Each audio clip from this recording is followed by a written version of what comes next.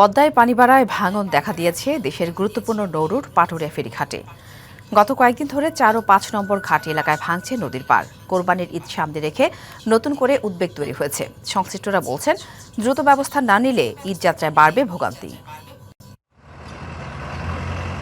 দেশের দক্ষিণ পশ্চিমাঞ্চলের মানুষের অন্যতম ব্যস্ত নৌরুট পাটুরিয়া দৌলতদিয়া। প্রতিদিন এই ঘাট ব্যবহার করে পারাপার হয় হাজারো যাত্রী ও বিভিন্ন ধরনের যানবাহন। তবে গত কয়েকদিন ধরে পাটুরিয়া 4 ও 5 নম্বর ঘাট এলাকায় নদী ভাঙন দেখা দিয়েছে।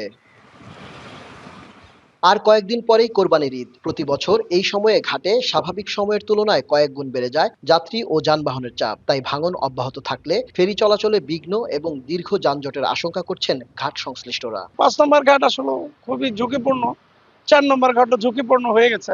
এখন ঈদের আগেই এত যানজট দুর্ভোগ যদি হয় তাহলে তো ঈদের মধ্যে আরো বেশি দুর্ভোগ হবে। 4 নাম্বার 5 নাম্বার ঘাট ভাঙতেছে, যদি ঈদের ভিতরে এইভাবে ভাঙতে থাকে খুব সমস্যা হবে। পদ্মায় পানি বাড়তে থাকায় ঘাটগুলো নিচু স্তর থেকে উঁচুতে স্থানান্তরের পরিকল্পনা নেওয়া হয়েছে বলে জানালেন বিআইডব্লিউটিসির এই কর্মকর্তা। মিড ওয়াটার ঘাট অলরেডি প্রস্তুত করা হয়েছে এবং কিছু কিছু সংস্কার বাকি আছে, সেগুলো বিআইডব্লিউ কর্তৃপক্ষ সংস্কার করতেছে। ভাঙ্গন যদি আপনার রোধ করা, নদী শোধন করা না যায়, সেক্ষেত্রে ঘাট টিকানো খুবই কষ্টসাধ্য হয়ে যাবে। ঈদ আসবে, সাথে ক্যাশব্যাকও আসবে। নিজের বা প্রিয়জনের জন্য কেনাকাটায় এবারও নগদ পেমেন্টে পাচ্ছেন দারুণ ক্যাশব্যাক। তাই যাই কিনুন, পেমেন্ট করুন নগদে।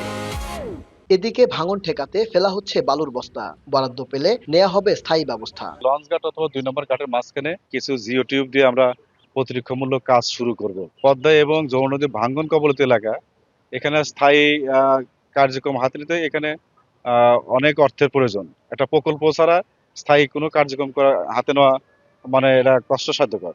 ভোগান্তি কমাতে ঘাট এলাকায় দ্রুত স্থায়ী ব্যবস্থা গ্রহণের দাবি যাত্রী ও যানবাহন চালকদের। Ashraful Alam Liton, DBC news, Manikganj.